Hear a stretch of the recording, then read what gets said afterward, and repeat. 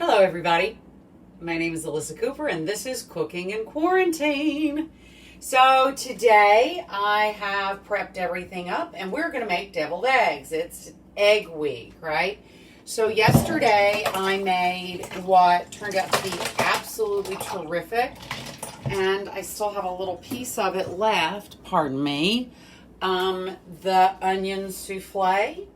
And it was fantastic. The only thing I would say that I made a little mistake with, because of course I had, tried to do everything, prep it in a way so that I could get things done quickly on camera, is that I didn't let the flour cook long enough with the onions. I should have let that come up to heat a little bit before I mixed all that in together, because I ended up having just a little bit of a hint of a floury taste in it. But other than that, it was phenomenal. So there you go.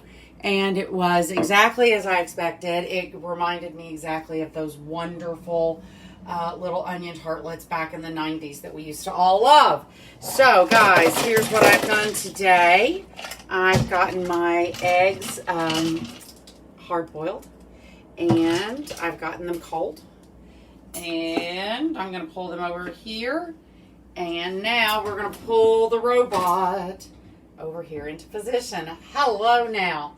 So guys, here's what I'm going to do. Deviled eggs are one of those things that I think are highly personal. Some people don't like anything in them except salt, pepper, maybe a pinch of garlic powder or something, and then mayonnaise.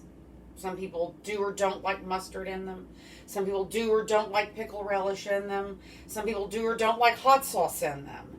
But, so I have here a lot of things that we can use. I've got a habanero sauce from the islands, if that is your kind of heat. And then I have good old generic $1.99 Trappy Red Devil hot sauce. I've got here hot Hungarian paprika, and I've also got just regular workaday paprika. As I've read about these, I realize that everybody seems to think that a little pinch of garlic powder is really a game changer when it comes to this. And then I think that the big thing is, do you put pickle relish in, or are you, I like the sweet in it. I think it's nice because we eat egg savory all the time, but you might want to instead do capers, and that'll make it more savory and less sweet. So there you go. Other things. It's always nice, I think, to have a few little chives to put chopped up to put on top, especially if you're serving them at a party or something. And hello, Casey, and hello, Denise. And if you like a little extra crunch, maybe a tiny, tiny, tiny dice. And when I say a tiny dice, this is how tiny I did my onions. They're as small as you can't even see them. But they are as small as the cucumbers in your pickle relish are. Can you see how tiny that is?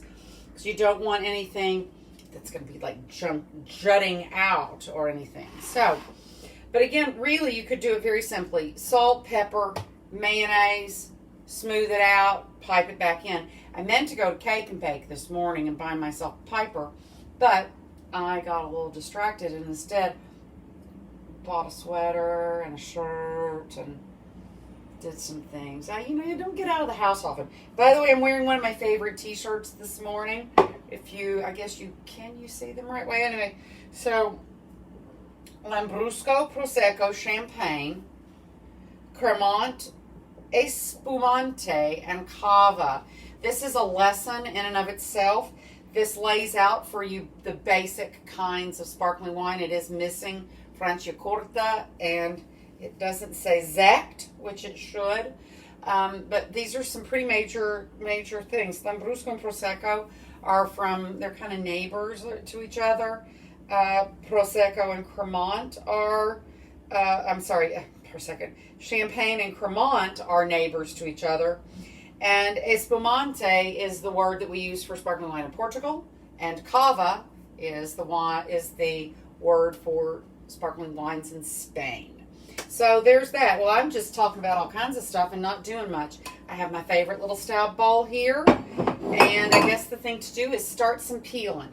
So I'm going to get this. And like I said, I was having some pretty good luck with, oh, this is a different batch of eggs though. So let's see, these are new eggs. I might never, ever, ever get these done. Let's see. I thought I was being so good having them cold. Oh, so far so good. I'm feeling lucky.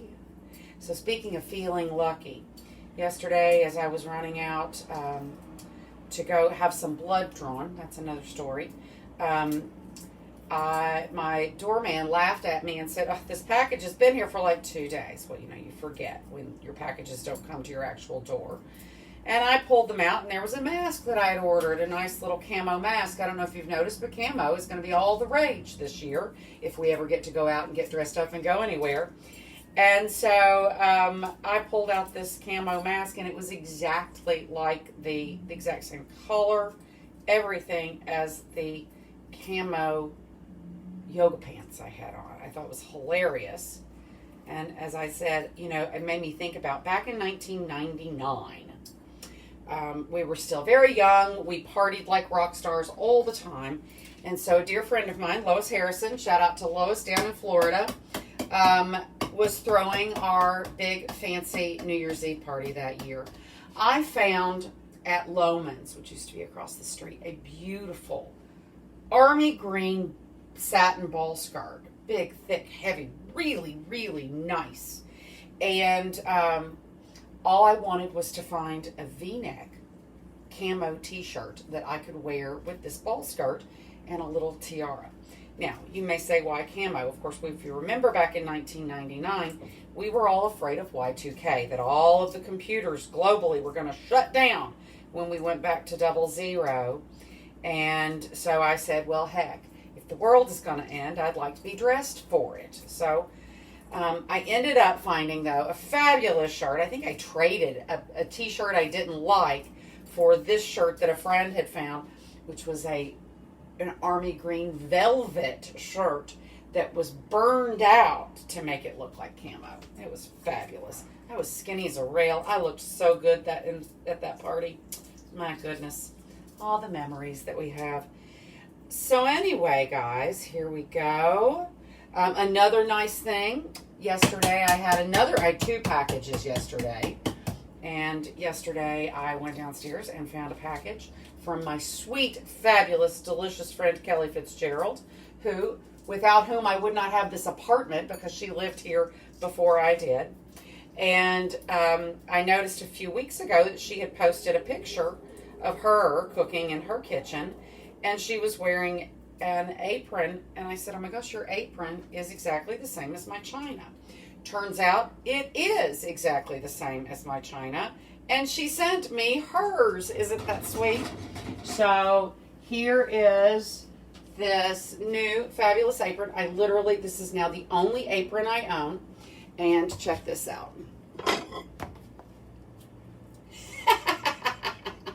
It's my china, guys.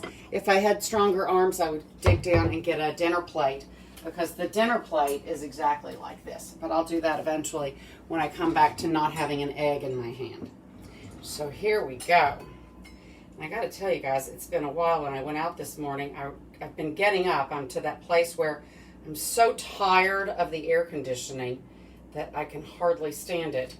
And I get up in the morning angry and I turn it off, because I can stand to be hot during the day, but I can't stand to be hot at night. I don't know how many of you ladies out there are feeling the same way. So I've turned it off in anger, and now I realize it hasn't been on since like 9 o'clock, and I'm getting very hot in here under the lights. So I may have to excuse myself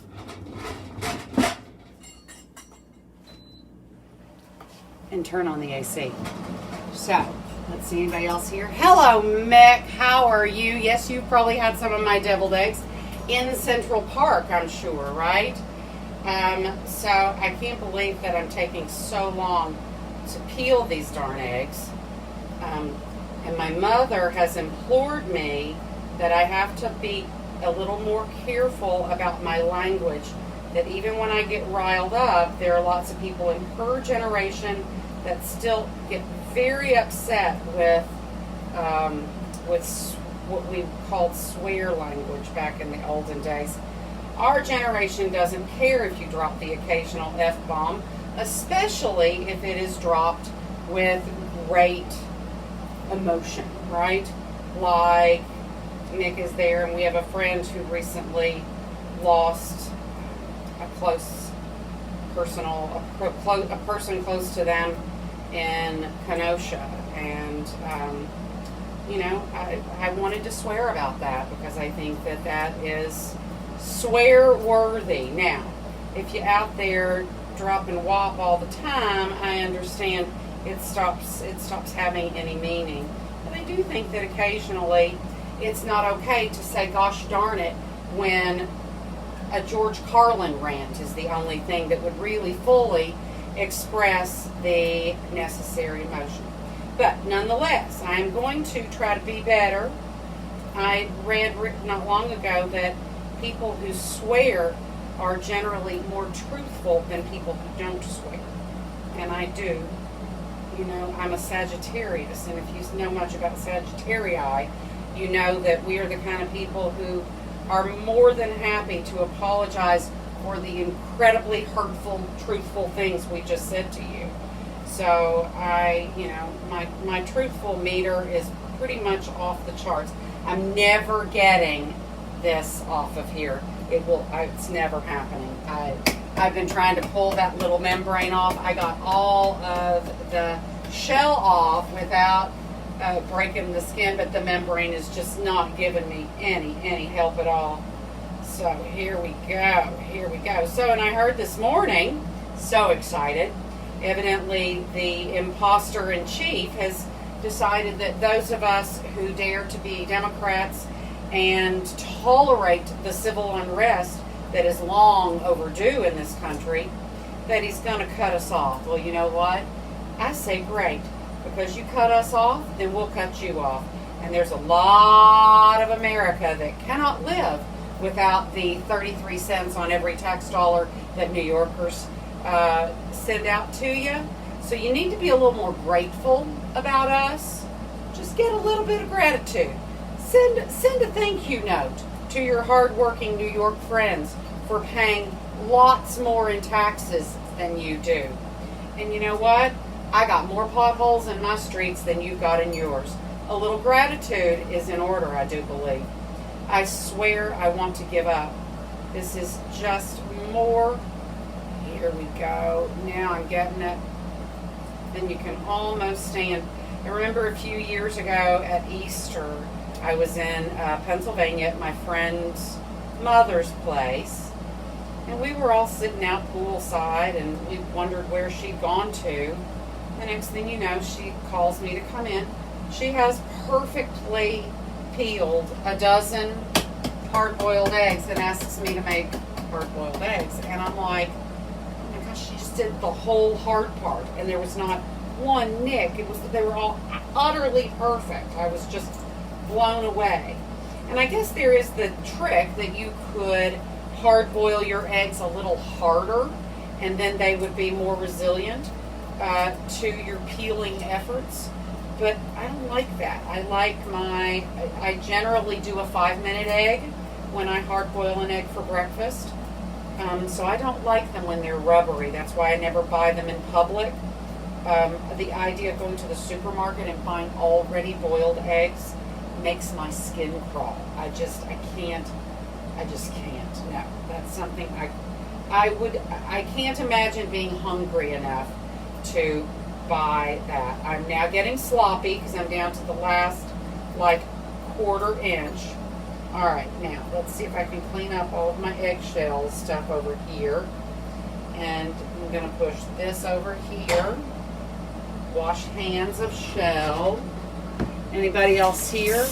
Yes. Well, I did, Casey. Look, ice bath. I had it in an ice bath for a very long time before I even got on camera today. So I tried to do all the right things, but I just think the eggs are too new to be able to be, you know that they do, right? That's the real trick, is if you've got to make hard-boiled eggs, have an old batch. So anytime it's, 4th of July, Labor Day, Memorial Day, any of those kinds of holidays where you're likely to make them, or lots of times I love to do them for cocktail parties because people love them so much. Um, you just buy 2 dozen eggs anytime you buy eggs. I think that's probably the easiest way to deal with it. And then you've always got the batch on the bottom is going to be ready to go. All right, so, woo, almost lost it. Here we go. So the great thing about an egg is that you can clean it out or wash it off if you should drop it. And wow, these are still a little glossy. I put them in for 10 whole minutes and they're still a little glossy right in the middle, but that means that these won't be too dry. That also means that I'm going to put less mayonnaise in them. And because again, they're still a little damp in here, you don't want it, I don't like it when it's loose, right? Maybe some of you do. Everybody likes it their own way. And it's funny, I always think it's funny that I'm such an egg lover. There's a famous story in my family when I was, I guess, about 4.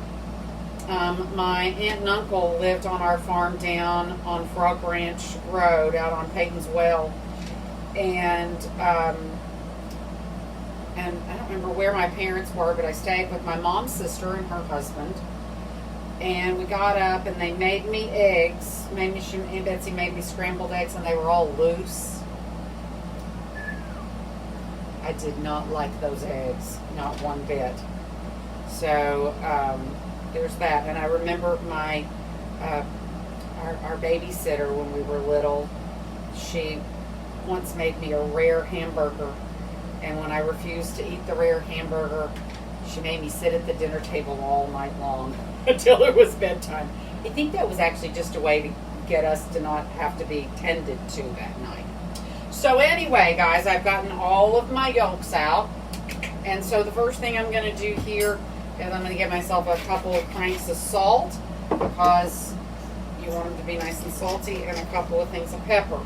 I am going to give myself just a little bit.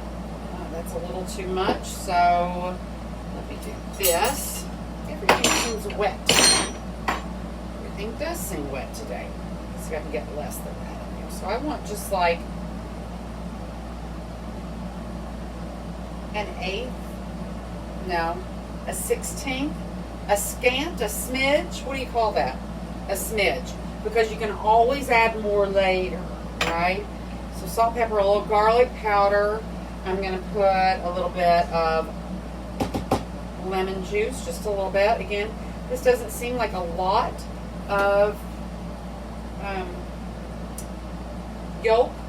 I'm going to have to do that upside down because that is so seedy. And I have put here maybe a 1/4 teaspoon in there, okay? Just a little bit to brighten it up because the egg yolk is so creamy that you've got to have some acid to pick that up. And I think that that's why I like pickle relish in it. In general, I'm not much of a sweet eater, but I like sweet pickle relish. I put it in my tuna salad. And again, not too much. So I'm putting there maybe a teaspoon. And because I'm looking for a double profile, I'm going to do about the same of my Bermuda onion. And now that I'm looking at it, I want double that much, so I'm going to double it, right? Because you know me, I just eyeball everything. Nothing's really written in stone because everybody's palate is a little different, right? Some people, you know, I think of all the people I know who absolutely are crazy about sweets. Well, I don't care if I never eat dessert again. And that is really true. There's not anything, now listen, I do still fantasize about the chocolate coated creme at Au Cafe. No, I'm sorry. At Prefix. Cooked exactly like with burnt sugar on the top, like creme brulee. That was delicious, and that swear word was worth it. That's how good they were. So anyway, other than that, I really just don't care that much about sweets.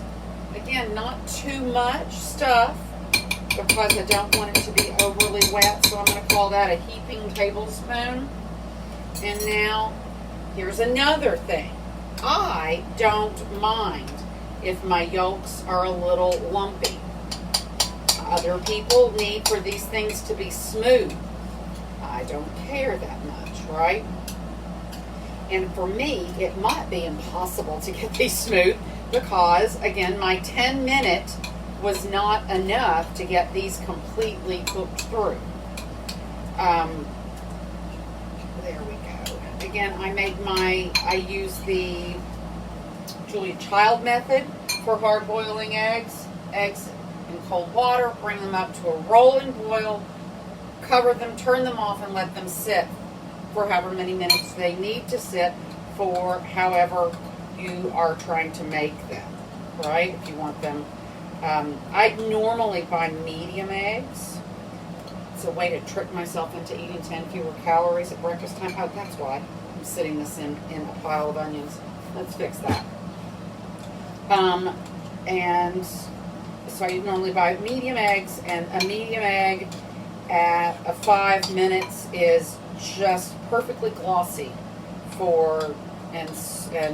but the albumin is perfectly cooked, and I like them like that. And I'll put a tiny little piece of butter right on the yolk, crank of pepper, crank of salt, and some hot sauce. Speaking of hot sauce, I'm going to go with hot sauce today. This is either ghost pepper or something like that. What is this? Habanero. So I gave myself a good teaspoon of that, or not a teaspoon, a quarter teaspoon, like 3 shakes, right? Here we go. Now, the big thing here is to see if it's salty enough.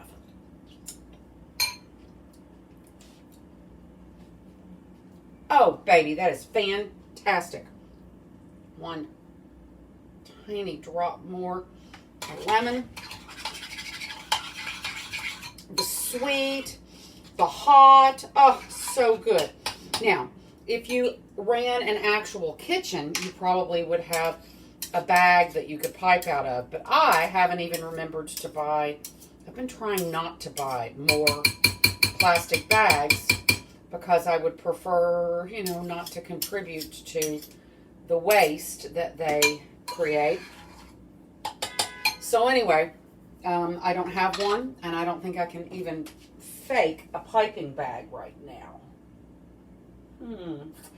I cannot fake a piping bag, so I'm going to do a spoon method. Let's take these things and get them out of our way. Let's get a little plate with the rim so you don't lose one. Hello, Cousin Kathy. How are you? I saw your husband out there climbing around on the rooftops yesterday, and you are correct. That is not appropriate behavior for a man of his age. I made my mother move so she'd stop washing windows on ladders. And that was inside where she might fall on a carpet, right? So anyway, here we go. So I'm going to take my little eggs. Da-dum-da-dee. Da-dum-da-dee. And I'm thinking that hopefully I can't imagine what's happening to my cholesterol this week. Probably not much. It'd take more than a dozen eggs to hurt me, I'm afraid. So let's see here. This tastes great. It's nice and smooth.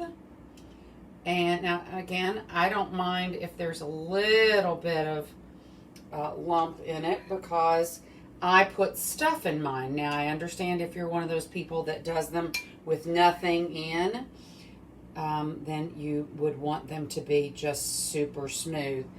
But I'm not looking to get like a crown on top of mine with my tip. So this is going to be just perfect and just fine. It's going to be so hard to not eat them immediately and let them get a little cooled up.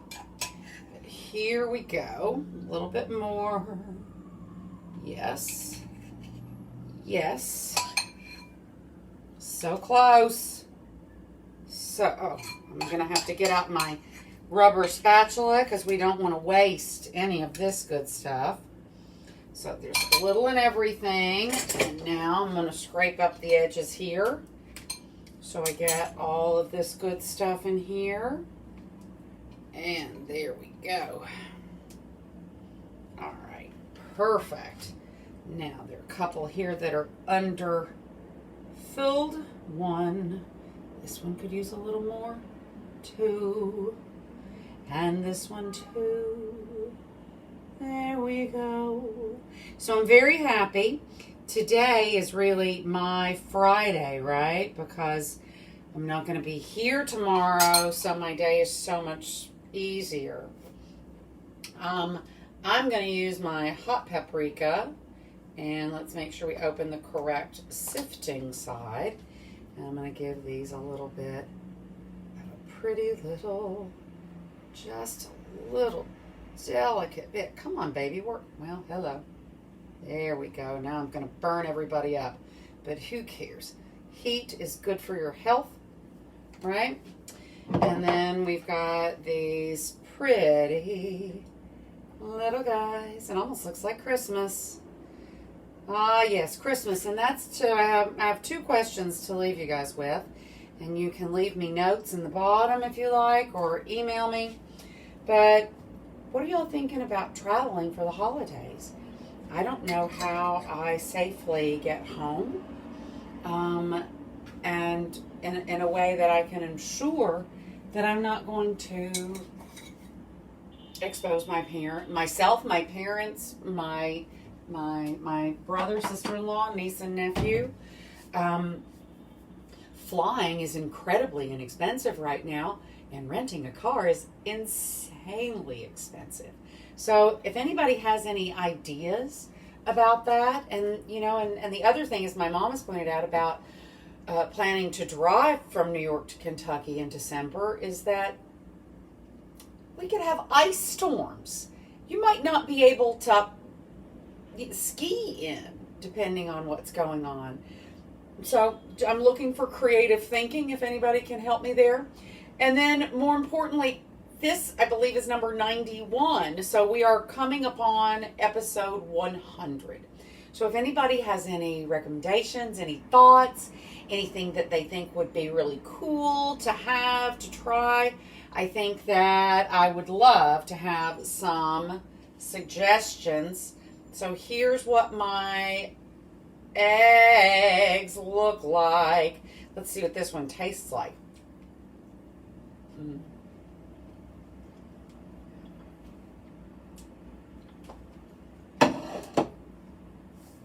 They're fantastic and can only be improved by chilling. So that's the story, guys. I've got to get in here and get these babies cold so we can have an egg eating contest. With that, maybe everybody should watch HUD this weekend. And I'm going to say to you, with that said, sayonara to all of you. Remember, take care of yourself. Find time to meditate. Find time to get out of the world and the craziness and find some silence. Take care of your heart. Find something to do that makes you feel good about something that is, again, outside of yourself. Don't stay inside yourself. That's not a healthy place to be. Get out. Get out into the world in safe ways that you can. Help your community. Make something good to eat. Take care of your body. Get a little exercise if you can. Guys, happy Labor Day. When I see you back, it's going to be fall in our minds. So there you go. Warming meals, hot fires, all kinds of stuff. Hello, hello. And yes, turn off the news for a day or two, right? Deviled ham to the eggs. That makes my tummy hurt. Okay. I love you all. Take care. Ciao, ciao.